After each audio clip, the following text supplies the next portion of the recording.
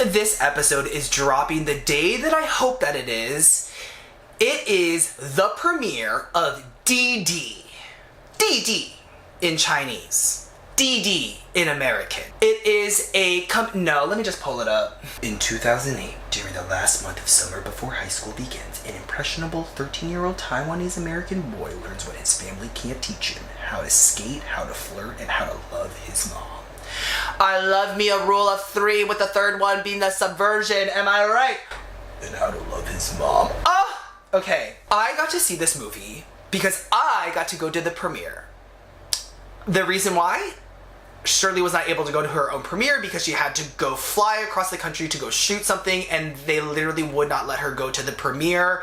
So while the premiere was happening, she was on a plane to go film her next movie. So good problem to have, but also sad, but also happy for me, right? I got to see the movie. The movie is amazing, okay? I think it's one of my favorites in the year 2024. And yeah, it's catered for me. It's about a Taiwanese American, well, I'm Chinese American. Controversial! The mother-son relationship, first, like, immigrant mother, first generation American son angle was like finding first love, the cringiness factor. There's MySpace, there's AIM, which I just found out people called it AIM and not just AIM. But like, it perfectly encapsulates 2008 in a way that we don't really see that much. Like most like coming of age movies are either in the present or in like the far past, but not like the actual time when we were young. And this hits it so hard. For what I've heard people say, it's like I related to that movie. Like I related so hard in a way that even I'm embarrassed about. This movie is funny, it is heartfelt, and it has like taken the film scene by storm. It won the Drama Audience Award, I think, in Sundance. It had a really successful initial premiere in LA and New York and other cities that it's expanded to. And now across the entire country, people are going to be able to watch it in the theater. And I am so excited to be bringing in one of my best friends, Shirley Chen, who is in this movie. She is a, dare I say, lead in the movie? She is the sister of our main character. And when I tell you she reminded me so much of my sister, emo ass, side-bane ass, mean ass, older sister, bully. Just kidding, Laura, love you. In terms of what I've been watching, it's The Boyfriend on Netflix, DD. But what other movie did I like recently? It doesn't matter. We're talking about DD and we're talking about Shirley Chen, okay? Shirley Chen is a lightning force. For all my 5 friends watching this, if you don't know Shirley Chen's talent, go to the movie theater or go home. Also, side note, the mom is played by Joan Chen, legend, okay? Also a funny side note, my mom auditioned for this film for this role, and I'm pretty sure it was between her and Joan Chen. I'm just gonna say that, okay? Like, did she get a call back? No. Did she get an in-person audition? No. She submitted the tape though, and I submitted her stats, and they immediately asked for a tape because you know that they're looking for Asian women in this industry. And then they're going to give it to Joan Chen, which makes sense. Shirley Chen is an actor primarily, but she also is a writer and designer and just multimedia creative. She is the definition of an artist. She started acting when she was like 10 years old, moving from Washington State to Los Angeles with her mom, basically just to chase the dream of becoming a successful actor. So she kind of did the acting before the whole Crazy Rich Asians 2018 wave, okay? She's been at it for a long time, and I really respect her and her career and her journey. And in this episode, some of my favorite parts are how she talks about like the fallacy and the myth of immediate success and having hope and expectations attached to it. 2, really understanding what drives her in being an artist and being a creative as a career because it's hard. 3, why her year out of college and a little after was so fucking hard. And I love talking about how hard it is, being 23, 24, 25, what have you. And I hope that this is of purpose for you too, because Shirley Chen is a fount of knowledge. She's like a philosophical goddess, okay? I like to think of her as my little sister, but she's a wise woman, and I respect her for her art. I know she's gonna win that Oscar if she so chooses to continue this career path. And yeah, let's just get into it. This is No So True with Shirley Chen. Ah!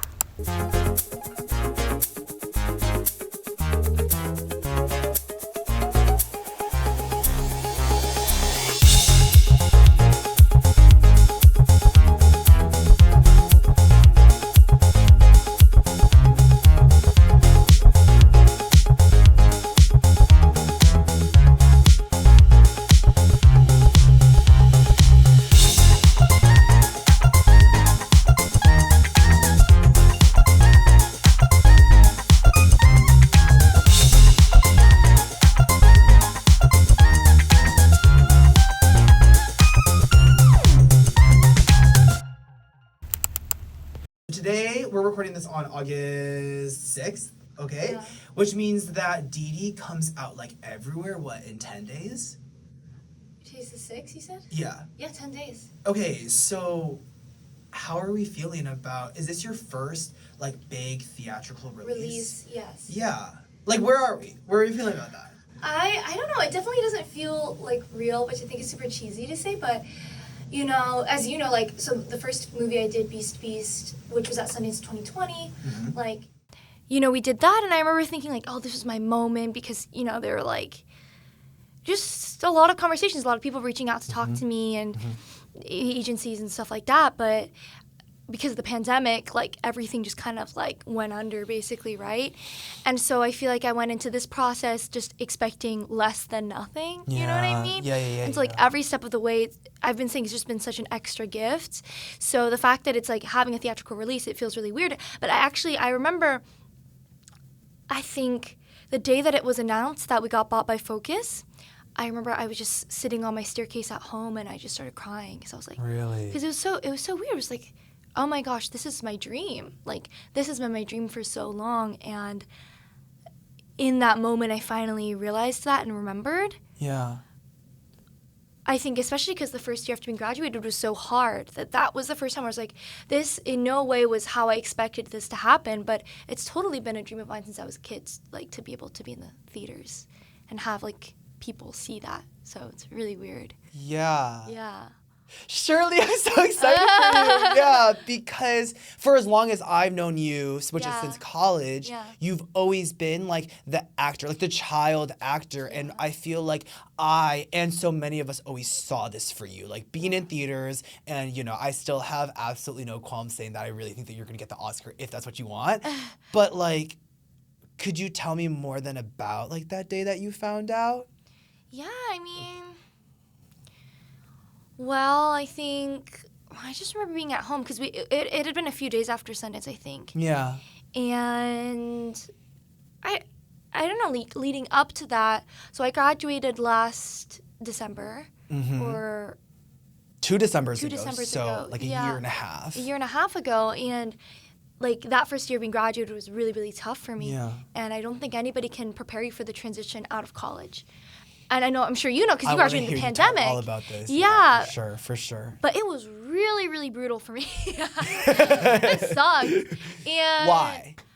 I mean, I don't really think, I honestly never had a plan for after college. I always just thought things would just happen. Like, you know, I just graduated, and my only plan was like, oh, I'm going to tutor on the side, and then I'm going to act. And I just never thought about what really that looked like to build a life outside of school, because... for me, I realized, you know, retroactively that, like, that was the first time that, like, it felt like 2 of my core identities, like being a student and being an actor, were suddenly, like, called into question. Because, like, you know, you're a student basically your whole life. Yeah. And I feel like you and I probably can both relate to, like, being a student and being good at being a student being, like, such a core part of who you are. Definitely. And, like, a metric of, like, your worth and the ways that other people view you and the way that your parents view you and, like, assess you and make you kind of look to that as a reflection of who you are and how you're making them proud, basically, right? Yeah. So like that one metric that was always like a safety net for me was suddenly out the window, just kind of disappeared. And I also didn't expect like how graduating off cycle would affect me, right? Because it feels like extra alone. Because I think already at that age you're like realizing like, oh, we're all kind of alone in this world. But like extra, it felt that way because there weren't really friends that were like, oh, I'm also experiencing these feelings I've never felt before. Like asking these questions about who I am and what I want to do in ways that I haven't before. So that was really weird. And then also talks of the strike started happening in March. So I had maybe gotten like 4 auditions in, 4 or 5 auditions in before the strike happened. Yeah. And even with Didi, for example, like I think I went in for my first audition in March. Yeah. Around then, and then I had my callback around then too on Zoom with Isaac. Isaac was one of the callbacks I had. And then it's kind of just like, yeah, we don't know what's going on with it for a little bit, right? And then I got to do the Sundance Lab for it in June, and that was super special. I remember that. Yeah. I remember just hearing that news and just feeling so relieved, like, oh, finally. Because, I was like, for the first time, I was like, oh my gosh, I don't even know what I'm doing tomorrow. And like, I feel that. It's literally so true. Am I right? No, so true. Like what Shirley is getting at, I feel like is exactly what everyone that I know who graduated from college and we were all going through it together was going through. But like I was so shocked at how little we were really just talking about it, except for the people who we were closest with, like our best friends. It was honestly so relieving to hear some people be like, oh my God, like literally feel like I'm spiraling, or I have no idea what I'm doing, or honestly, I'm pretty like anxious and pretty fucking depressed. Like, not to just, encourage that obviously, but some level of commiseration, I feel like, was just like validating when I felt like I was going through like an existential quarter-life crisis and feeling like I'm literally not who I thought I was, and like not being able to sleep, having to get back onto meds, my physical health was deteriorating, like banging my head against a wall literally. I was just like, I must be the only one. But it's such a lonely space to be in. But every time I kind of got a little glimpse, like even at a party, you're talking with friends, just being like, yeah, I'm fucking doing like not great. Like that, I feel like we just need to normalize that. Quite literally every young person I know at this juncture has struggled, but has felt kind of like weird or embarrassed to share that, because I think that at least what it was for me is like doing so or signifying that you have no idea what you're talking about is just like externalizing how stuck you are and how you're not advancing and how you're not thriving like how you want to maybe portray, because it's just the antithesis of what we're told our 20s should look like, which is that we should have it figured out and it should be fun too, and we are adults and we're doing it, and this should be the best time of your lives. Like, so yeah, and honestly can totally relate to what she's talking about with not knowing what you're gonna do tomorrow. Initially, this was fun. The first era before, like Omicron, summer of 2021, was just like, oh my God, like now we can go live. I don't know. I don't have a job. I don't know what tomorrow looks like. I don't know what the day after looks like. I'm gonna go have fun. I'm gonna go be in the city and be with friends. That gets old, not knowing what you're doing the day after tomorrow, not having some kind of structure in your life or some kind of grounding of like, this is what I'm showing up for, this is what I'm waking up for. I've literally taken a whole ass job teaching in person just so that I could A, be around people, and B, have structure in my life, and C, have obligation that also necessitated some level of purpose. And did I get all of those? Yes. That helped me get back on track and back on my feet so quickly, and it felt good. But yeah, when you're like 20, 19, 18 years, kind of like, let me just go frolic and la-di-da, which is cool until it's not. I saw this Instagram post recently that someone was like, being in your 20s is like remembering how to do basic things again. Like remembering that it's important to have a bedtime, and remembering that you like need to eat 3 meals a day, like stuff like that. And you have to be the one to tell yourself to do it and parent yourself through it. Yeah, exactly. It sounds so silly saying it out loud, but it's really true. Like you have to remember like how to be a person again. Yeah. It's almost like you have to relearn, like what you're saying, like because you have to do it yourself. Yeah. And so, yeah, the the lab was the first thing that I was like, oh, this is so great and this is so special, and working with Sean was so great. And then then we filmed it, and I kind of forgot what the root of this question. Wait, why the first year was so hard? Why was it hard? Yeah. I was also like, in a bad relationship, and like I was moving. I think couch surfing and living in different places like every month at least. I remember if not that. every like 2 or 3 weeks, just bouncing between places. So unstable, and like there's something so sexy about that. It seems sexy, but actually in real life you're like, oh my god, this is hell. It was like New York, hot. It was Yeah. Okay. Wow. So I feel like when we talked about this, it just felt like with the pandemic and everything, there's been so many times where it felt like it's like, this is the moment, and now things are finally going to click. But also, I feel like it's also important to note that you've been doing this for so long. Yeah. It's like does it feel like you've had a lot of times where it's been like, oh, then there's this, then there's this, and there's this? Or was it always like, there will be this one thing that'll be like make or break, and it's just like going until then? I feel like there is that idea of the ladder of like, oh, there is this one thing that's going to make or break. But like the more I'm in it, and the more you realize like, oh, it's all these little steps along the way that then eventually become this larger thing. Yeah. Like, I don't know. I was even thinking about this with this past month and like the Didi premiere, like, the first movie that I did, it was the first feature, the first lead, first romantic lead, first time at Sundance, all this stuff. It was called Beast. Okay. And, like, I thought that was the moment because I started when I was 10. Yeah. And I moved to LA around that time with my mom. And, like, so it felt like at least that was probably at least, I guess, 10 years of doing it, right? Wow. Which was like my first big thing, quote unquote, right? And the first thing where like, press was picking up on it and writing all these wonderful things, and UR had like really great things to say about me and all that stuff. And then it was released during the pandemic. And so like the wide release for it kind of just went out the window basically, right? Like we did it ourselves, but it was like drive-in movies, and it was so early into the pandemic that there weren't really like actual solutions for that, Yeah. And then when I did Quiz Lady on Hulu, like Young that was Sandra so Oh. Young Sandra Oh, that was so much fun, right? But then that was released during the strike. And so that was like such a weird thing. And then just now, Didi, the premiere, like it just happened a few weeks ago. Yes, which and was then, so fun. So Eric went instead of me because I was stuck at the airport because of CrowdStrike. Right, So it's right. every step. For another movie that you're yeah. also going to be in, which is also super fucking exciting. Yeah, so which super we're also going exciting. to talk about. Yeah, exactly. So it's all these things where like, I don't know. I feel like I don't know what the lessons are that I'm learning necessarily. More just like you keep working really hard, and then some stroke of luck will happen, and then some missteps will happen too, but like both of those are sort of like par for course. Definitely. Yeah. But it's like everything that you did kind of helped you get to that next thing in some like weird way. Yeah, y'all, I feel like Shirley is a perfect example of this because you could look at someone as young as her. She's like 24. I think she just turned 24. 24. And you could just be like, she's so young and she got into her movie. Like, that's awesome. That's what past me would have thought, like college me. Not only would that have been me, I also would have been like, oh, if she can do it, that means that I can do it. Totally negating her prior years of experience and hustling.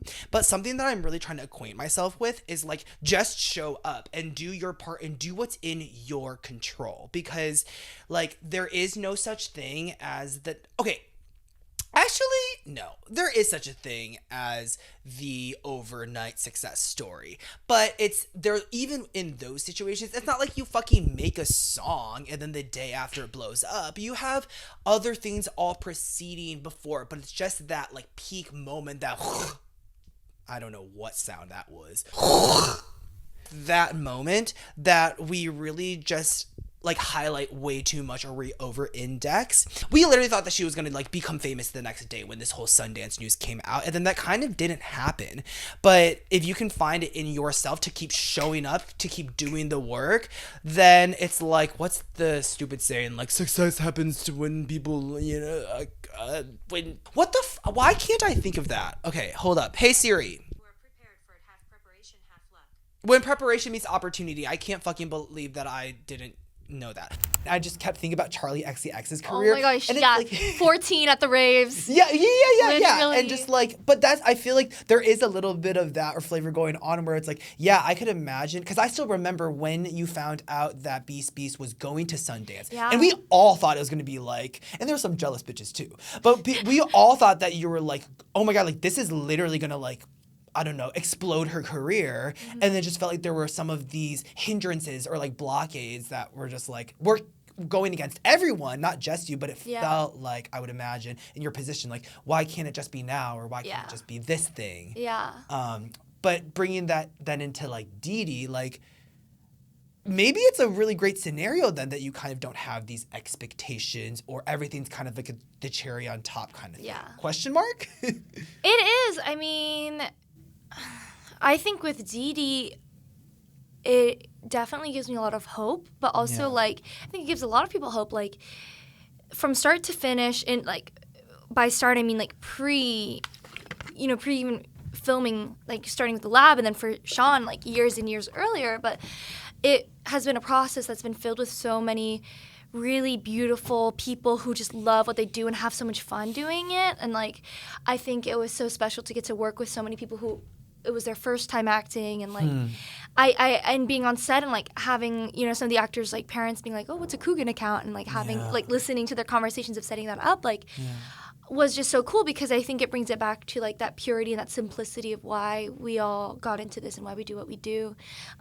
Which is what for you? I think for me, it's always been because I like playing with other people, like having fun, and I think connecting with other people. I used to call it like lightning mode or like Zen state or something like that. Like flow. It used to just feel like that way to me, because I went to a performing arts high school, the same one that Isaac, who plays the lead in Didi, is going to now, and like my favorite part was always just getting like the camaraderie and like getting to play and be silly and try new things and like discovering new things in those moments. And then I think that is the spirit that you have to preserve as you get older, when the world is kind of not that. World is so not that, and it's like pressuring you to be so hard and so, you know, unprecious with things. Like because even with like what I'm saying about like all of these like misfires to like stop and start versions of my career, like it kind of teaches you to be hard and have this like hard shell and jaded perspective when you really need to preserve that preciousness. Like it almost punishes you. I feel like the world punishes you for wanting to be precious with your art or wanting to be precious with memories or experiences, because as soon as you are, like something attacks it. You know what I mean? Something unexpected just happens, and you're like, well, why did I even invest in this? You know what I mean? Right. I think that's like just a lesson of life and like a lesson of making art, is like keeping that pureness and that joy and that spontaneity and all those things that make a kid amidst like all the hardness. And I've been being an older person. And I've been saying that a lot too, because I think someone had asked me like what advice I would give like a person who wants to start acting. And for me, I was just saying, it's like remembering that you want to keep that levity and that joy and that curiosity alive, and keeping that soft while the world makes you harder, and that constant balance of both is, I think, what makes a good artist. And I think when I got to watch Sandra, that is like the biggest thing that I've noticed about her, is like she carries this for as long as she's done it. I obviously got to work with her, and I got to observe her then for my character as well. But, you know, I got to see her do a reading of Stop Kiss at the Public in May, I think. And that was really great too, because, I mean, it's my favorite play, but like when she's performing, just has this spirit, like this liveliness. She's so alive, and like it really looks like she's just having fun. Like it could be the most dramatic scene and she's just still having fun. And I think that the longer you're in it, you can feel that with people. You know, like if they're really just having fun, and amidst all the hardships or whatever that they've had, if they're still able to hold on to that truth and that play, like that to me is what makes a really inspiring artist. Yeah, because I feel like from the outside looking in, there's kind of that idea that a lot of people become actors because they want to like show off the dramatic side or the sadness or the whatever, which is also true. But I think it's so cool to hear then that, you know, for such a veteran like Sandra Oh, it's like sitting here and watching her do her job really well, but like, you know, she's having fun even when it's not necessarily a fun scene or a fun character. Like, I do feel like that's what makes you want to keep watching someone. Yes. Yeah. It's like, and kind of going back to what you're saying, like, oh, the Charlie of it all, like these like people who started so young, and I think, I mean, now it's like really her summer, you know what I mean? Yeah. But there's been so many of these, like, even looking back at it, I talk with like Esteban about like, wait, she actually did have like a not cool era. Like some of her stuff was not that cool, but like, who cares? For all of you guys wondering who don't know me like that, Esteban is my boyfriend. And maybe I'll have him on the show if we don't break up. And it's so funny because I was listening to her talking about that on the Las Culturistas podcast when she came on, and she was talking about Olivia and Sour and how like she's like, oh my gosh, like at her age she really has such a voice that I don't feel like I had. Right. And I really think it took those years of like really discovering herself exactly while she was still producing stuff. And lately, I think when I was in my trailer for Slanted, which I was just filming, I kind of had this wall of things that I needed to keep around me to remind myself while I'm doing this. And one of them were two photos of Chapel Roan. Whoa, okay, Gen Z queen. Literally Gen Z. Yeah. I don't remember where it was, but it was some like YouTube performance that she had which was Kaylee Rose. Oh shit, that's her real name? Yeah, you didn't even know that? I know I heard her real name, I didn't know that it was Kaylee Rose. I'm pretty sure it's Kaylee Rose, and it's spelled the way that you would think like a white girl from the Midwest would spell it, which is like with a GH. You know? Like an IGH. Yeah. I'm pretty sure. I mean, I could be wrong, but yeah. And it was like a photo of her at her little like electronic keyboard. And it's like just her. And just her. And then a photo of her on the Jimmy Fallon show with like her whole like her little nail clap. Yeah. That was insane, by the way, that fucking interview. Yeah. We were talking, we were like, is she like Latina now? Anyways, doesn't matter. That's so funny. But you had her in your trailer. Yeah, I had those photos in my trailer because I mean, it felt really important to me to have both. Like yes. Both this, because she talks a lot about how she got signed by Atlantic and then dropped and then was like, I might quit. And I don't know, I think you see her and the artist that she's become is a direct result of having to be like, well, fuck it, I'm just gonna do what I want. Definitely.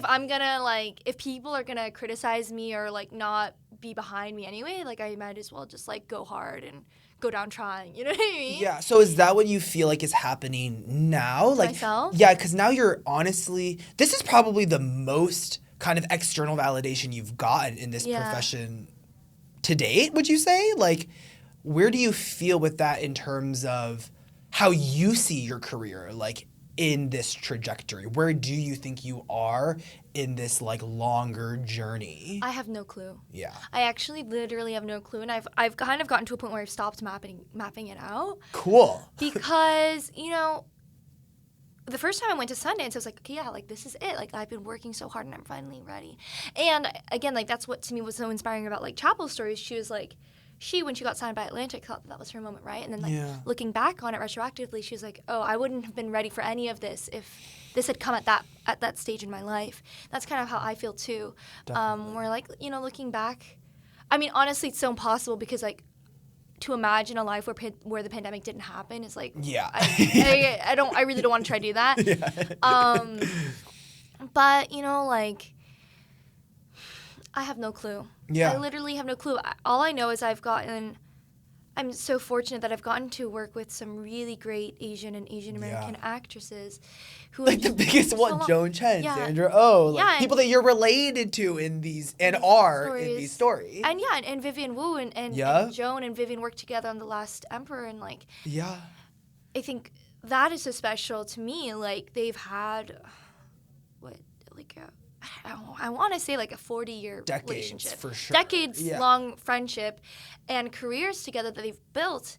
And actually, it's funny because my cousin in China messaged my mom on WeChat and was like, oh my gosh, like, you know, like Shirley has gotten to work with, you know, the empresses. Like probably the biggest, from an American standpoint, the biggest Chinese actresses. Question mark? Yeah. I don't know. Okay, yeah. You know, save for, I mean, I think there's so many. There's just truly so many. But, like, I guess what I mean to say, like, when I, for example, couldn't make the premiere because of CrowdStrike, Vivian was like, you know, something similar happened to me when I was nominated for this really prestigious Italian award in my 20s, like, blah, blah, blah. And she went on this long story and told me about it. And I just think that all of these steps along the way has given me this perspective where I'm just grateful for whatever happens. And I think for me, in terms of, where I see my career or why I mention Chapel is because it's like, you really just have to figure out ways to make this fun for yourself. Yeah. Because if you're in it for the long haul, like there's going to be so many times when it's not fun. Yeah. And so I think for me, I always try to hold on to like, what about these experiences are fun for me? And I always want to bring that wherever I go because it's so rare that these things line up. And I think that that's what this has given me. Like, I don't think I take for granted when I book projects because I understand how rare those come, and I hope I never lose that. You know what I mean? Yeah. And whereas so, before, maybe you did a little bit more. You think? No. I just think that I don't know what perspective that would have given me, right? But yeah. I guess, yeah. I mean, in terms of like critics talking about it or whatever, like, you know, there were a lot of positive things that people were saying back in 2020. And a lot of things people were saying about Didi now as well. Right.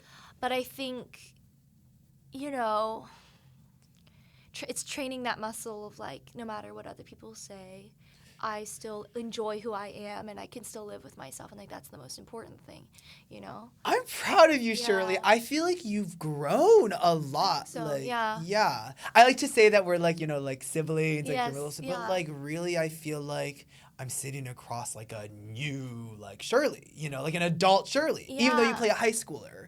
And before we get more into like the actual process of Didi, do you feel like, because you were talking about how this past year has been really hard and we've had kind of conversations throughout, now that you are where you are, and things are still hard, you know, like, do you feel like looking back at the past year, that it was kind of that in terms of this profession has a lot of ups and downs? And I ask this because there were kind of times where you're like looking at other jobs. Like, is this even what I want to do? In this moment, I feel like it's like... Did it feel kind of like a smaller hump, or did it seem like something that did steer you like a different direction? This past year? Yeah. I mean, I really had a huge identity crisis because, you know, and I've always wanted to act. I recently found this little, like, one of those, like, arts and crafts assignment you have as a kid. And it was, like, one of those foldable things, and you had to, like, map out your life. And I'd made it in middle school right when I'd moved to LA about my time growing up and all this stuff. And it had talked about my first time doing a commercial and, like... Yeah. You know, a goal that I'd written was like, I want to be a famous actress. I don't know if I would ever say that now. Like, I would never use, first of all, I would never use the adjective famous. I would not do that now, you know?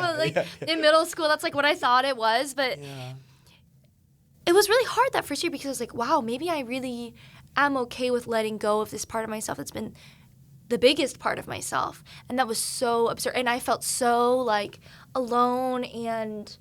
singular in that question because it was so embarrassing to tell other people, like, I'm really seriously having doubts about this career. Right. Because, again, it was the strike. It was like, I feel like to contextualize it, it's my first year being graduated. I was living in a new city for the first time. I was in this relationship that, you know, made me feel so bad about myself. Because he just kind of sucked, right? Really, really sucked.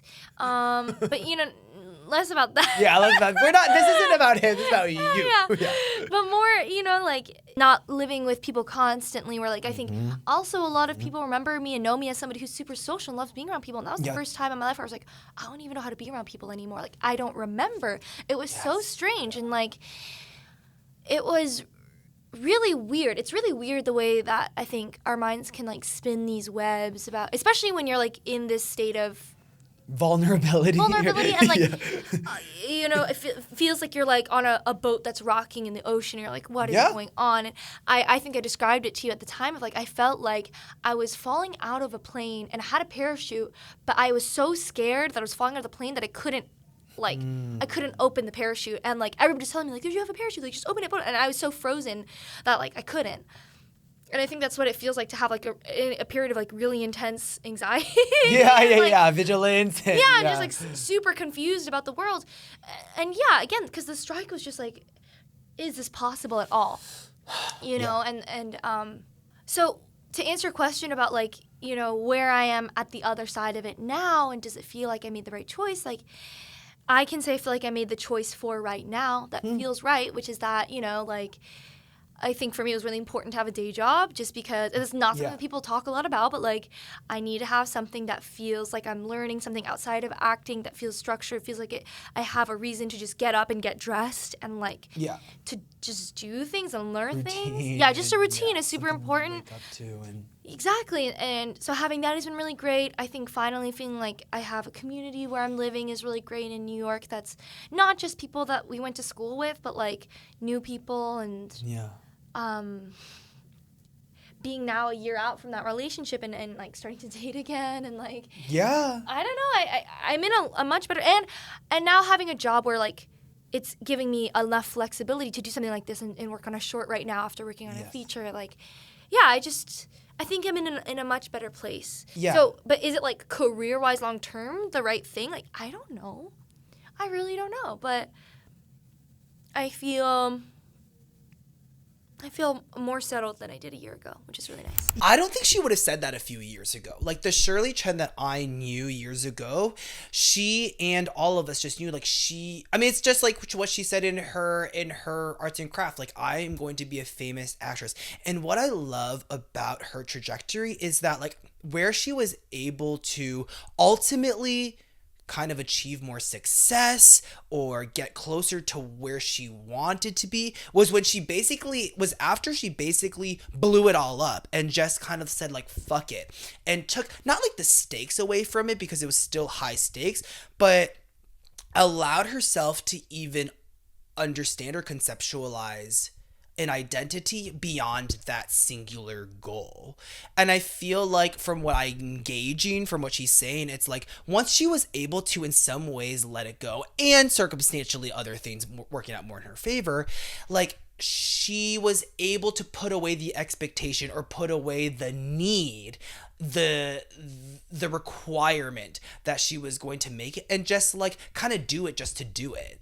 Hearing her say, do I think this is going to be my forever thing is, or maybe not, like is so refreshing because I think when we're in our 20s, even if we're not expected to know what we're going to do, we're expected to aim high and to commit to that decision or commit to that desire or that dream, especially if it's something as volatile and non-traditional as art or acting. Like, oh, if you want to be an actor, you better fucking want to be an actor for the rest of your life. And if you're not pursuing it and if you're not successful or attaching yourself to the starving artist mentality, if you're not successful, then like, who are you? What are you doing? Get the fuck out of here.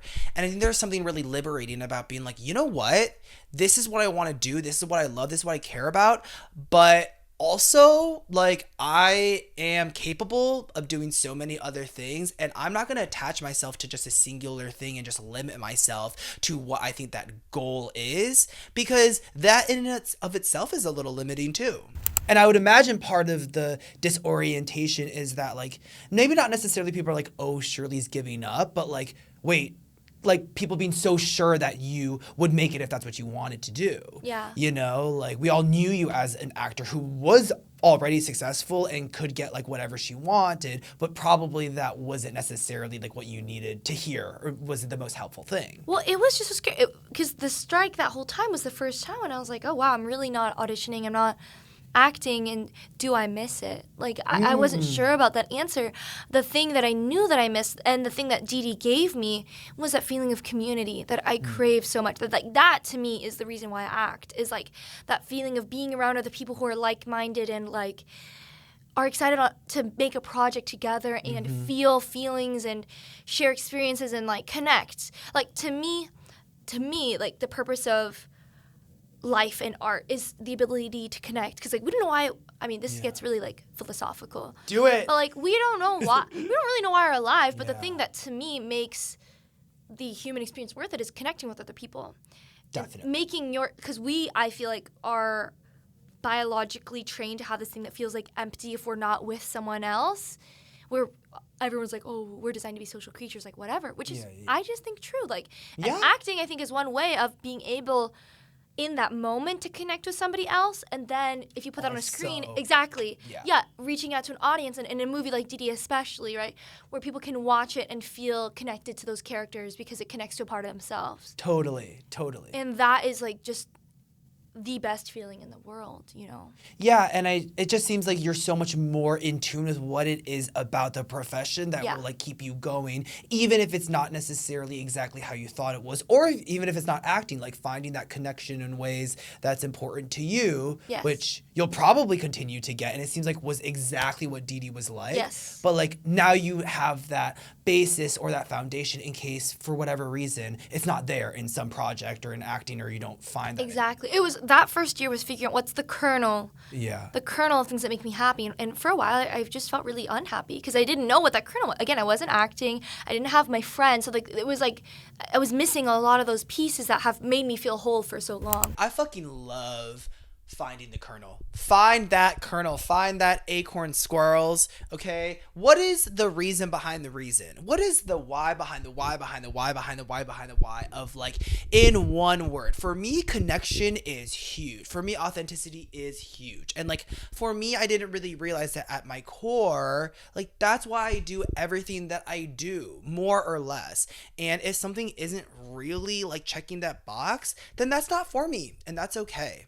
I feel like growing up as a kid acting, you feel like the reason why you're acting is you're not aware of it, but it's like because you want to feel special. Totally. And it was really, really hard for me to separate that from acting because you're not always going to feel special when you're acting. And if that's the thing that makes you want to act, it's super unsustainable. Yeah. Like, it just...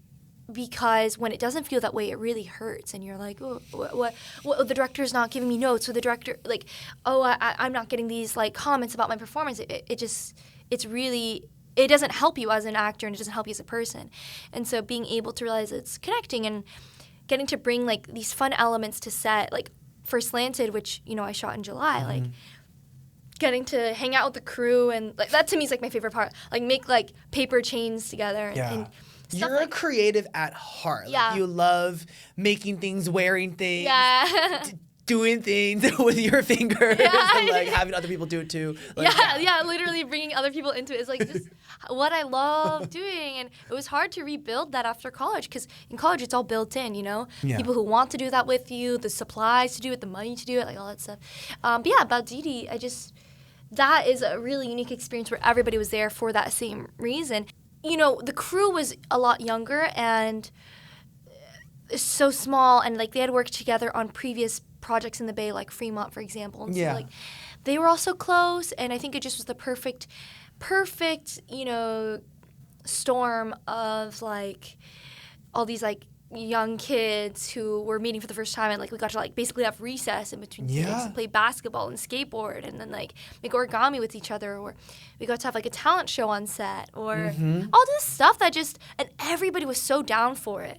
That was the thing. It was like the people were there for this to be an experience, and that was something that was so special for me because I realized, like, for me, acting isn't just about the job. It's not about, like, doing my, like, 4 takes or whatever, or less sometimes or more sometimes, and then, like, and then piecing out. Like, for me, it's really about, like, you're spending time with people, and it's always better for me when when it's an experience, like, when that movie is, like, it encapsulates a really special memory. Yeah. And I love making these really great memories with people, and I think something about growing up and what you were saying about, like, if this had happened earlier for you, I'm lucky that I have had enough projects since Beast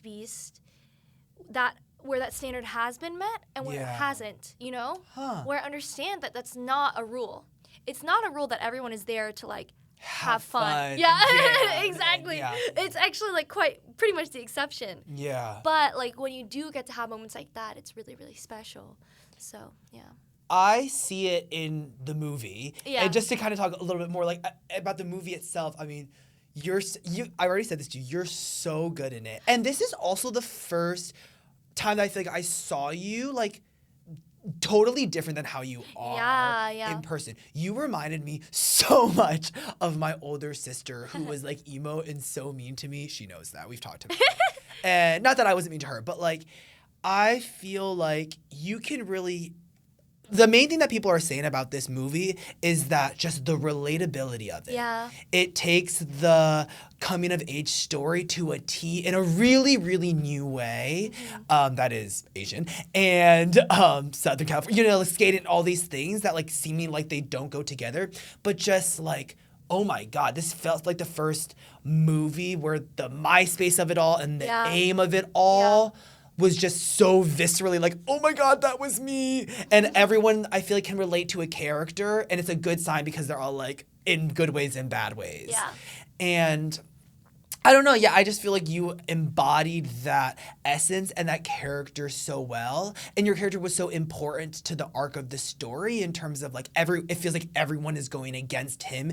And you're kind of the first exception, right? Yeah, like you're kind of the that's a good first point. person to make him understand that like the beauty of connection and friend and friendship and you're not alone and that kind of stuff. Yeah.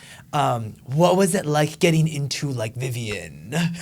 It was a lot of fun. I mean, I had a lot of time with the character because I'd known about it for a little bit. And I mean, because of, you know, working on it for the lab, and then from that point we did the lab in June and then we shot in like late July, mid to late July, sometime like that. And, you know, I think one of the first things I did was I got to call a lot with Sean's real sister, Jennifer. And which was so, I mean, now she's like a big sister to me, but, you know, we would Zoom and I would ask her a lot of questions about like what it was like growing up with eczema, especially during that time. And she would tell me like, I mean, I know it's like so silly because most people don't even realize she has eczema, but it was like so important to me when I was preparing for the because you research. That's something that I love about your artistry is that you research and you study. Like you studied Sandra, you're doing the eczema, you like, anyways. Which is funny because I think I've learned that version of it and now I'm like, I don't want to treat the process like being like a student. Does that make sense? Like, because I think sometimes they can make it too cerebral. Where at the end of the day, like people are just people and they're reacting from their gut. So I'm kind of going kind back of like how you're being forth. more in touch with your gut. Yeah, in exactly. This, era. Exactly. Yeah. No, for real. Because trying to find that balance. Because I think when I was studying acting as a kid, it was all about gut and just like having fun. And then I think that Harvard is a really like financially super over intellectual place where just like most people don't operate that way like in a day to day, and I don't know. And so I think coming back out of that space, I like the research and really knowing a person, but also I think I want to get to a place where you can just throw a lot of that away, and just really just be that thing and be that person. But anyway, so like I watched all these YouTube videos about like people's eczema flare-ups and what they did, like different home remedies and you know, and Jennifer was telling me like there was a time when you couldn't do that, you know, like there weren't YouTube tutorials and people weren't really posting about eczema, and she was just kind of like putting whatever weird concoction or weird lotion or whatever she could find and just like hoping that it worked. And that really influenced the way that she viewed herself, because it was like when you already don't feel good about your skin and the way that you are appearing to people, you just feel, and it hurts and it's itchy and and when it's hot too, like you're just irritated, like you're simply not the best version of yourself.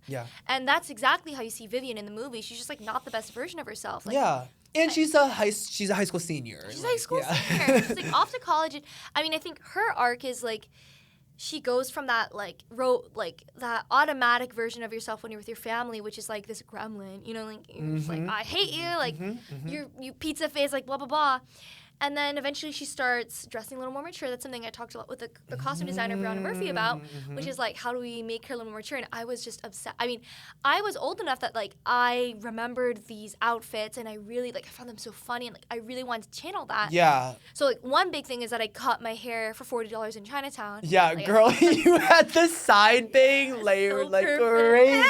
And the scarf, there was like a scarf. Exactly, that's exactly what I was about to talk about. It was like the skinny scarf. And Brianna pulled that out. I was like, we have to put that in. And that is what Miss Vivian is wearing the last time we see her. Is this like skinny scarf outfit. Like, you know, like sleeves. And Exactly. And that's like her mature look. Like that's her like going off to college. I am kind of passing the torch to my little brother and like hoping that he gets it. Knowing that he's not going to get it and he's going to stumble along the way, but like hoping I've given him just enough to like make it through, you know? Something that I read that you said was like just that moment when you were reading the script and you read kind of the very like climactic scene between mom and son where she basically says, I can say it, right? Like You are she my says, dream. You are my dream. Yeah. And you said that that was like basically verbatim something that your mom has said to you. Yes, yeah. Can you tell me more about that within the context of Didi and also like your own life, seeing yourself in that movie? Yeah, I mean, that scene just hits really hard. I remember when we shot that on set, and it was really like, that was one of those moments where it's like, this movie is really special. Yes. Watching Joan deliver that line and like, you know, in the movie, I think it's so special because, you know, Didi goes up to, or Chris goes up to Tenzing and is like, are you disappointed in me? And she's like, how could I be disappointed in you? Like, maybe I have all this version of these other lives I could have lived, but you are my dream. Having you is my dream. And I think that as, you know, a kid of immigrant, and, you know, I think you can relate to this, right? But, like, feeling like you are born to be an extension of your parents. Yeah. Like, your existence is a reflection of how good of a person they are. Like... Or how well they achieved the dream. Yes. Or, yeah. Yeah, exactly. Like, they've sacrificed so much that you can have the American dream and that your life is so much better than theirs, and then you are able to pay back the favor by, you know, getting them a house and, like, having them live with you. Yeah, having them live with you and, like, all that Raise stuff. your kid, yeah. Exactly. And I think that's why I put a lot of pressure on myself with my acting career or with school or anything. It's because I had from a young age that awareness that is something that's so important to me and so important to my family. And I think that's also something I've struggled with is like, I don't really understand how you do things for yourself. Yeah.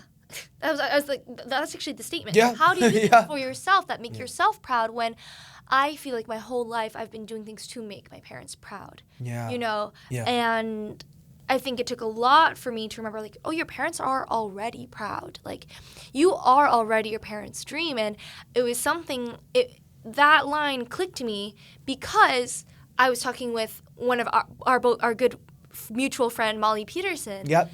Because she was talking to me and she was saying, like, wow, that is just so amazing that your parents' dream, because so my mom always wanted a daughter. Because of the one-child policy in China, she could never have a daughter. My dad got a job in America and then finally was able to have a girl. And so... I didn't know that part. Oh, really? I thought I'd explain that to you. Yeah, I don't know, yeah. And so for me, like, that is it encaptures, like, you are my dream. Yeah. Literally the fact that I can be born and be in America at all is point blank just a dream of my mom's. She always wanted a daughter, you know? And so I told that to Molly, and Molly was like, wow, like, your existence is their dream. Like, you've already made them proud just by being alive. Yeah. And I think that was a really special realization to have because I've never thought about it that way. Yeah. You always think you have to do so much more just to make them proud when really, like, just the fact that you're here, you're happy, you're healthy, like, that is enough. Yeah. Wow. Mm-hmm. Yeah, and I mean, I know your mom, and I can totally attest. Like, she's been proud of you I feel like at all times since I've known her, even like before even watching this movie. Yeah. You know, and maybe it's the same thing for her as it is for you, where like everything that you do get is just that cherry on top, but it's not like a prerequisite or a requirement, despite you feeling like there was a lot of pressure on you, like moving to this city at 10 and like your family was involved in that kind of like sacrifice, right? They gave up stuff to make it happen. Yeah. But also like that doesn't mean that you need to have, gotten your Oscar by now or gotten in this by now. Like it's all just by being who you are and existing. I feel like there's something so beautiful about that. When you get these scripts, like I feel like you care about what is the purpose, what is the point of this movie, more so than a lot of actors, Yes, the role matters. Yes, is it playing a different character or a cool character? Yeah, with an arc, that matters. But I also think that for you do care about the context or zooming out about like, what is it that this is going to do for people? How is this movie going to make people feel? Like, what do you hope people will get from watching DD? I think... And this is the thing I've been saying that I think is really true is like, I guess a couple things. One is that I feel like young people right now feel broadly like super hopeless. Yeah. It's just like, I realized recently, I was like, oh my gosh, everyone's like, oh, this generation's so like anxious and so depressed. I think it's because we just don't feel like there's a lot of hope. Yeah. Because we were living through the pandemic for so long and there was like not really an end point, and then just all these political unrest. Yeah, climate, social media obviously exasperates it, and then like, and then for me the strike, at least in terms of like the industry itself, is like, oh, what's going on? Yeah. A lot of young people don't really have hope, and I can't compare it to anything else. But then I think about 08, and I'm like, I feel like people had hope then, right? That was Obama's whole thing. Yeah. That was like truly his whole thing. Where like when I was a kid, I felt like things were really changing for the better. Yeah, I also remember being in 5th grade and seeing his inauguration and being like, wow, this is awesome. Yeah, life's cool. Like America's great. Yeah, not knowing a single thing about his policy. Yeah, right. Yeah. And knowing nothing, but being like, wow, this is cool. Yeah. This is cool. And I remember too, like either Malia or Sasha were wearing like this like teal dress. Yeah. And my mom had gotten me something similar from it. I was like, oh my gosh, like one of the Obamas. Wow, that's kind of cool. Wow. Yeah. But anyway, like I just remember like feeling so hopeful, and like these days I just don't think that we generally feel that way. Yeah. And I think for a while, in response, a lot of art that was being made was super like in your face, very like making really strong, pragmatic, making really strong like statements, and also I think rightfully so, talking about a lot of really heavy history or really heavy dramatic topics that weren't really being discussed, but really I think took a toll on a lot of people. Like, like I think about like, I think like Watchmen was coming out around the same time as like Underground Railroad and like all, like, or I just think a lot of people were like, in response to this political time, we have to educate ourselves, and we're educating ourselves through art. Yeah. And Handmaid's Tale too is a great example too. Like just like we were like, oh, let's talk about all of this really hard stuff that everyone's going through on like a macro level. Yeah. And I think for a while art got really heavy. Now I think young people feel so heavy, that it's really nice to be able to have a theatrical experience that is just, it lets you cry those tears that feel good. Like it feels like you're experiencing something that feels bigger than you, like through watching something that's small. Like this is an indie project. The performances are really understated, I think. The memories that it evokes and those experiences, those relationships are like a really short period of time. Like it's just like it's that time in middle school, right? But everybody can relate to it because I think Sean is so hyper-specific about telling a story that is like familiar to him, and that in turn makes it feel familiar to other people.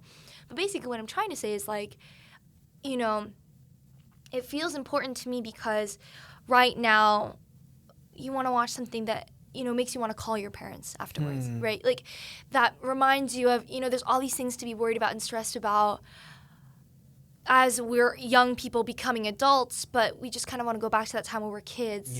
Or, like, the biggest thing we had to worry about was, like, pressing, like, the letter A 4 times to get to, like, the letter you wanted. You know what I mean? And so it makes you laugh, it makes you cry in a way that feels important and special, because it's important and special to you, if that makes sense. And so then the other reason why I feel like it's important is I think a lot about Sean and his artistry. Like, I think that his story is a testament to being yourself and being okay with not knowing who you are. Like, like Chris has no idea who he is, but in that moment, you're seeing him like crystallize those beginning stages of his identity, right? Yeah. And I look at Sean, and he's like this. Like, he owns all these parts of his identities. He's like a film whiz kid, but he's also like an Asian guy. He's also like from the Bay. He's very like skateboarder. cheerful, like more super cheerful than you would think from watching the movie. Yeah, I mean, but if you look at photos from that time, he was like, he looked like a scene kid. You know, like he had like the full-on like side swept bangs and like, you know. But I think that presence that he has of being able to make people feel so comfortable around him is because he's like really comfortable with all those parts of himself. And, you know, in Didi, like, Chris makes a lot of bad choices, and he like kind of sucks a lot of the time. Yeah, but yes, it's like showing those parts and being like, oh, those parts are okay, you know. I always think we need stories that tell that message. Yeah, definitely. And I mean, you and I have had like extensive conversations. Like, huge part of our friendship is talking about Asian American Hollywood, Asian representation, etc. Yeah. One thing that I really loved, I felt like Didi did really differently, is like not explaining that much. Some people, I think, may think otherwise, but when I was watching, I was like, oh yeah, it's just a given that the shoes are off. Or we don't have to, like when he says that he claims that he's half Asian, not Asian, without any explanation, you know, it's kind of like, oh yeah, like that. There's something even more relatable or more specific about that, because it's for the people who have been there and have experienced that and have done that. Where I was like, that was a very smart decision. Yeah. Well, and I think that his story is like, it's Asian American specifically because he wants to he so does not want to be Asian American. Yes. Like, he so does not want to. Yeah. And which been there, totally been right? there. Yeah. Yeah, and you know, there's that part where he sits across from Joan's character, and he's like, oh, you're so Asian. When she's cooking the hamburger, I feel like that's like a really good example of that too. But I actually think about, so I had done a screening in New York with a bunch of my friends, and I had them all do. I wish you could have been there. Yeah, I wish I was there. I fucking wanted to be in that montage. Right. Yeah. So I did, like, you know, screenings with all my friends. I had them all dressed up as skaters, but the thing that was so funny that people seem to really relate to, regardless of race, was the moment when Chris decides to block. Yes. Yeah. Yes. Block one of his friends. Yes. And everyone's like, oh, no. And that, to me, really speaks to, like, the impact of this film, because it's like, yeah, people can relate to that feeling. Yeah. Feeling like an outsider, feeling like you don't know what to do, feeling like you hate yourself, or feeling like you'll self-sabotage because you're embarrassed. Because you're embarrassed, exactly. It's like, oh, don't do that. But, like, I get it, you know? And having that be communicated through something as simple as a click, right? Because we are this generation where we're, like, old enough to have been, or young enough to have been raised with social media for, like, a big part of our lives, but old enough to be able to reflect on it and how it's, like, impacted us in, like, those little micro dynamics where, like, oh, that really hurts. Yeah. So that, to me, was like, oh, yeah, this movie is really speaking to a lot of people regardless of race, and because of race, but also regardless of race, because it's just, like, that feeling of not really feeling like you belong, feeling really lost. Yeah. And because I think that is such a relatable part, is like, you will choose to do something pretty terrible or make a bad choice in response to that feeling of, like, insecurity or embarrassment. Yeah. You just don't want to deal with it. You're like, it's easier if I just, like, ignore this. Yeah. I'm curious for you, like, what was a part, because you were saying, like, you could relate to a lot of it. Like, what were parts that stuck out to you? How'd you see your sister? How'd you see yourself? Like, well, I thought the relationship with I even felt like I related to it in ways that, even though it was different from my experience. For example, like, Joan Chen's character, I feel like is in a lot of ways the antithesis of a stereotypical Asian mom. In a lot of ways, I had an Asian mom that was a little bit stereotypical. Right. But I felt like seeing that like, even that was validating, to be like, oh yeah, like, she just fucking cares about her son, even though I'm not familiar with, like, having an artist mom and having, like, a mom who, like, kind of doesn't yell. Like, you know, like, that I was just kind of, I guess that's not relatability, but I felt connected to it. But I feel like the part that I felt most connected to Well, I mean, besides like having to go to the tutoring and the tutoring, my tutoring wasn't in a garage, but I can like, that shit was funny, you know? I feel like maybe it was the arc with the love interest. Yeah. And like really wanting to impress someone. Asian. And actually, now that I say that, also just impress the friends. Like, it's not, we like, it's not necessarily a love story. It's more so about just like what he's experiencing with his love interest is also what he's experiencing with his friends, I feel like, where he's kind of like trying to ditch some of his friends in order to get in with this cooler, like, white skate group. And I didn't have that, similar to how I didn't have like a really, really, really calm Asian mom. But it was like, yes, like that's how it felt though. Like it felt like I really wanted to do whatever I could to fit in, even if that's not exactly what deep down I really wanted. Yeah. Like if I could go back in time and tell my young kid self, he'd be like, yeah, no, I don't fucking care if like about those people, but this is what I'm told like I have to like, or I have to try to assimilate to or try to fit in with is this, so I'm gonna do that. And like that discomfort with how I actually feel versus what I think I have to feel, like that's where the messiness and the chaos comes.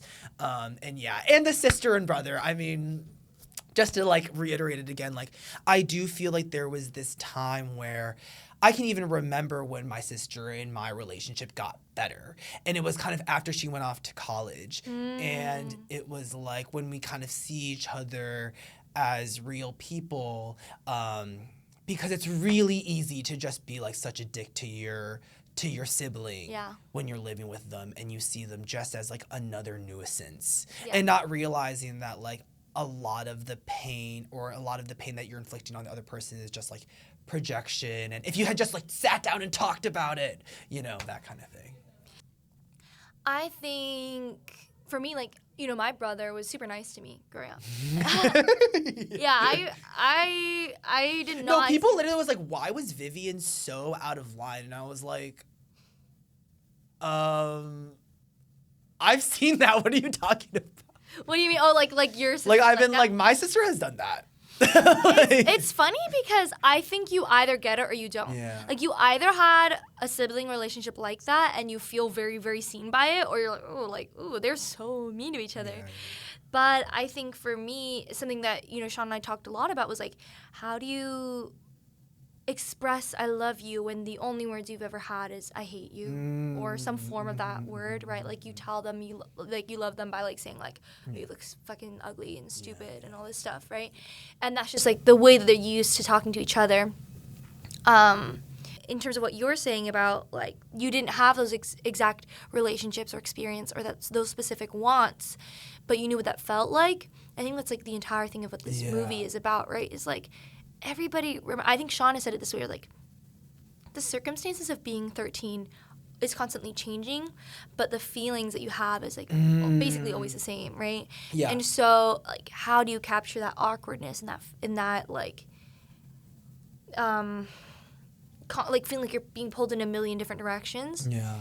I think that's really what we want to try to go for. I feel like that's what I'm trying to say is like just the tale as old as time, just like the universality and the specificity I feel like is exactly what this movie is. Yes. Is like, yes. It's not like, oh, we can all relate to it because it doesn't say much or it's general. It actually is like a very like, this is his world and his experience. Like there was a lot that I did not do. I'm not straight. I wasn't skating. I wasn't like a SoCal Asian. Like, but like it still captures that feeling of awkwardness and feeling like the world is against you and like there's nothing you can do about it and just wanting it to all like explode and escape and run away and that kind of thing. I'm so excited for the world to see you and the movie. Like I feel like this is the perfect kind of project that it could be for more and more people to know you. Yeah, it's so funny because like after DIDI, people have been like, oh, you know, we've seen you in DIDI, and like, I'm apparently getting told, or people have seen me as like this really spunky character. Like, yeah, it's so funny. You're a nerdy, spunky loser with edge. Like I saw my sister, like with the music and the emo-ness. Like that is not something that you actually see in this generation, like that specific flavor of teenager is different. That is very true. I mean, I don't feel like, at least we see as many 13-year-olds kind of like stumbling through being themselves and being like, oh, I hate you. Like, because now it's so polished, the way that I think young people like are learning how to present themselves because of social media. But back then it's like so unpolished and raw and unfiltered, and that's just who she was. And, you know, I would say that like in my head I was doing Lady Bird.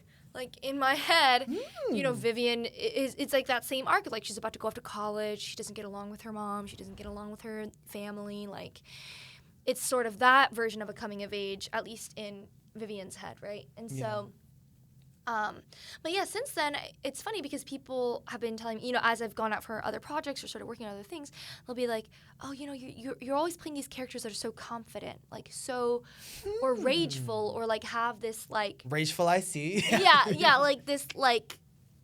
darkness. Yeah, darkness or like this intensity to them. And it's so funny because I've never viewed myself that way. Like, but then I guess if you line them all up, like if you line up Beast, if you line up, you know, Quiz Lady, where she's sort of like super like out there and defiant. Very much like a rebel and very confident, fashion forward. And then you have, and then you put Vivian. It's like, yeah, I guess so. But for me, that's because I think I have always wanted to be someone who's like very transformative. And it's like weird now to be having collected enough things where people can look at a career and be like, oh, here are several things that we like you in, and this is the pattern that we see. Is so weird to me because like that's not necessarily how I view myself. And I think the energy that I bring when I'm on set or in a room is very different. It's like a lot more playful, but I think it's honestly like a really huge honor that people are seeing things of mine and like saying that about it.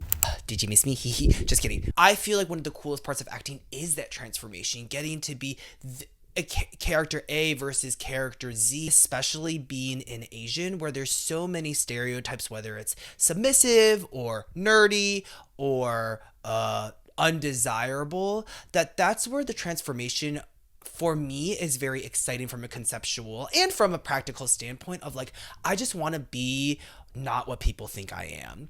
And that fine line is tricky because at least when I was going up acting and doing auditions for really stupid things, it was like, but at the end of the day, the best acting is not acting and being exactly who you are. People create based on exactly who they are, their authentic selves, or just like the person that you literally physically see.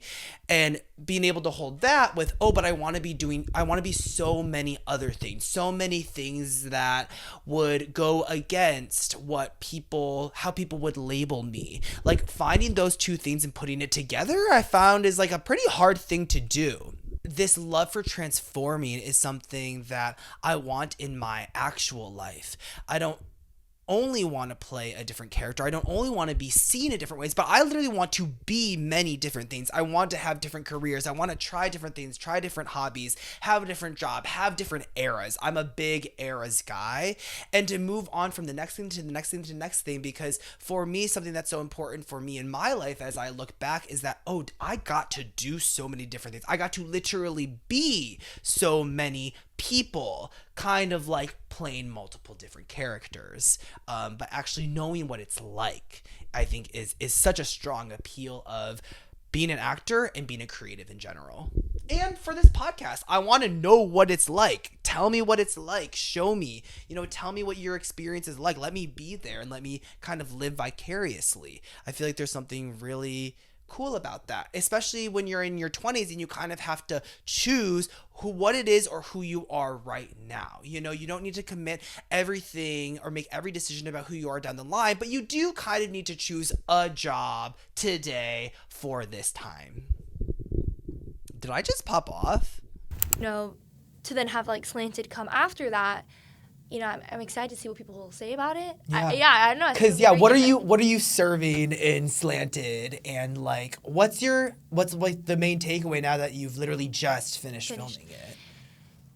I think it was super cool. It was a really fun process, like getting to work with like McKenna Grace and Maitreyi and Amelie and like and definitely working with our director Amy Wong. She is so just like such a force. Like she is so funny and charismatic on set, but also she wrote Crazy Rich Asians 2, and then also Brother's Son, an episode of Brother's Son, and like seeing her balance that professionalism that I think you get from like the grind of TV specifically, like that just like, oh, boom, boom, we're getting this done, but also carry this levity and be able to kind of break down like a barrier with anybody. It was like really, really cool and really special. So that's like definitely something I'm taking away from that process. But, you know, like I think that version is also, it's a quote unquote Asian American story, but it's like that kernel of like, if you let that self-hating voice kind of really propagate and like really take hold, like what it looks like, and like yeah, because literally what happens in the movie, she gets surgery to become white. I know, and it's like crazy because it sounds like a huge spoiler, but it's literally in the Deadline article. We're not spoiling anything. And it definitely feels weird to inhabit that, because it's like, do I want to encourage that in people?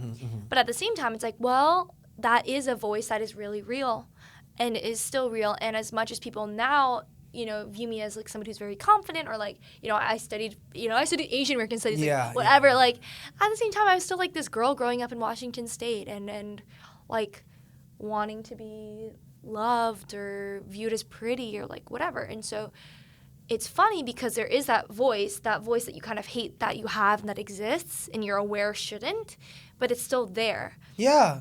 And this is one version of, you know, answering a question of like, well, what do you do with that voice, you know? So I think it's cool. I don't think we've seen a project like that come from the Asian American community where it's like satirical, it kind of pushes boundaries. It's not, because Didi makes you feel good. I would not say that, you know, Slanted is, you're going to go into it and be like, oh, this is like a feel-good coming-of-age story. Like, that's not what it is. So it's not just like a funny movie. It has really funny elements. Yeah. It has really dark elements. Huh.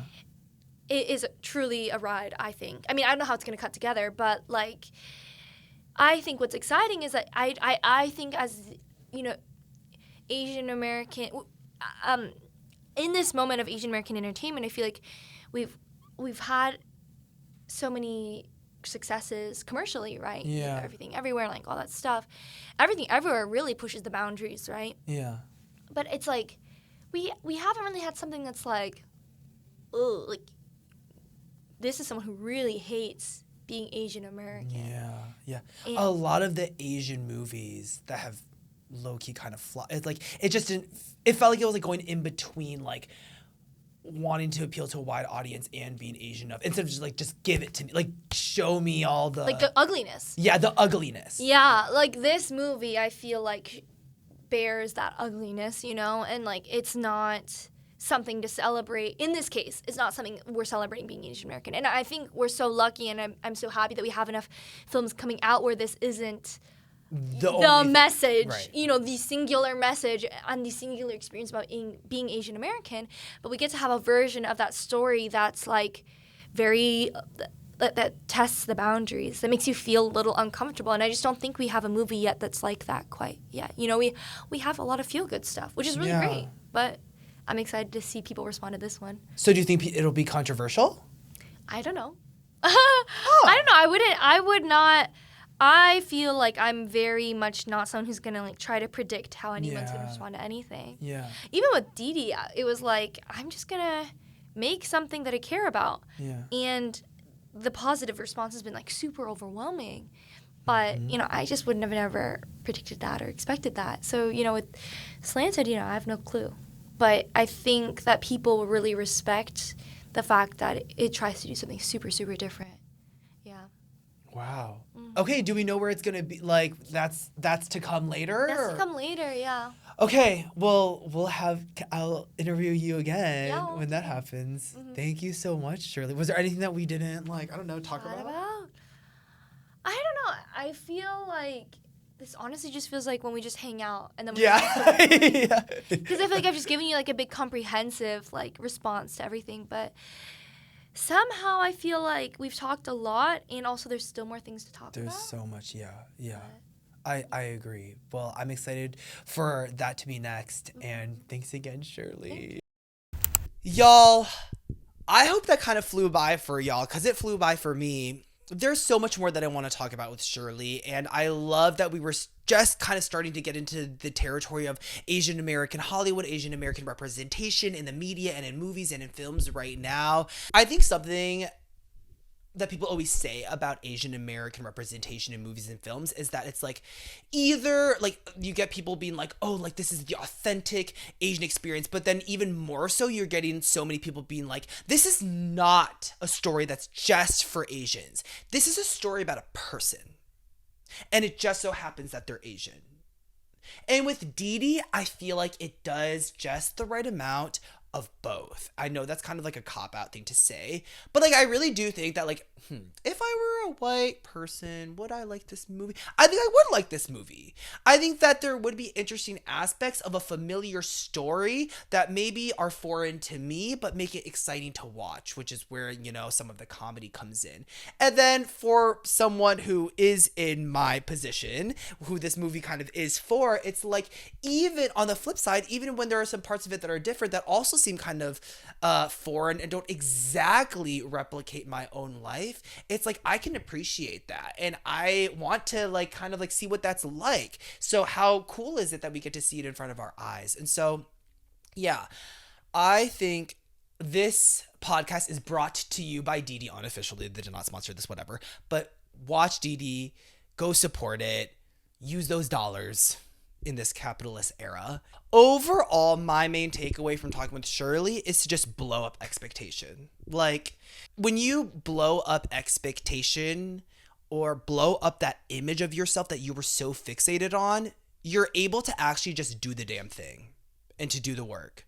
And to also know if that work is fulfilling you. When you're too...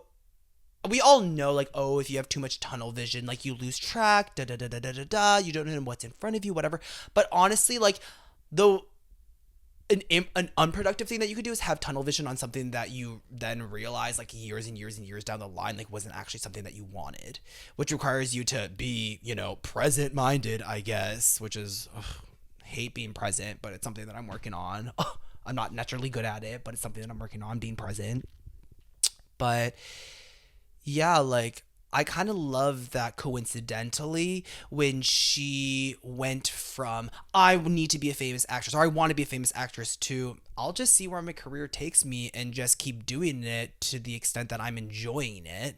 When she established more of a relaxed and almost lower stakes kind of mentality, that's when a lot of things started working for her. It's like adjusting the expectations, and with that, the circumstances and the external validation like popping off. But yeah, I'm walking away from this room being like, you know what? Leave the expectations. For this podcast, leave the expectations. Just do it. I'm having fun. I'm enjoying it. I hope you enjoyed yourself too. Come back if you enjoyed yourself. Come back if you didn't enjoy yourself. Give me another try, okay? For our next episode, I'm really excited to bring a different flavor on this podcast, just to give you a little bit of, we give you some of the, you know, like the creative and the artist. Now we're going to go take a right turn to psychologists, mental health, getting into your 20s, how to deal with anxiety, why Gen Z is floundering, with some actual solutions and practical suggestions, okay? So next I interview Dr. Charlina Arellano, who is a psychotherapist with 30 years of experience and a life coach, a certified life coach, not one of those flops or fakes. And I'm really excited to introduce you guys to her. I think she's honestly going to give you guys takeaways. For me, my big thing is that it shaved off like 5 years of floundering and being confused and being like stuck in my life. And I hope it does the same for you. So yeah. This is No So True. Please subscribe. Please follow. Please do any of those things. I'm not even going to be like, oh yeah, if you want to, no, smash that like button, smash that subscribe button. Yeah, I hope this grows. I hope you guys liked it. I hope you guys want to stay for the ride and be some fellow Zelenis figuring it out. Thanks for listening. And now cue the music. Bam, bam, bam, bam, bam, bam, bam, bam, bam.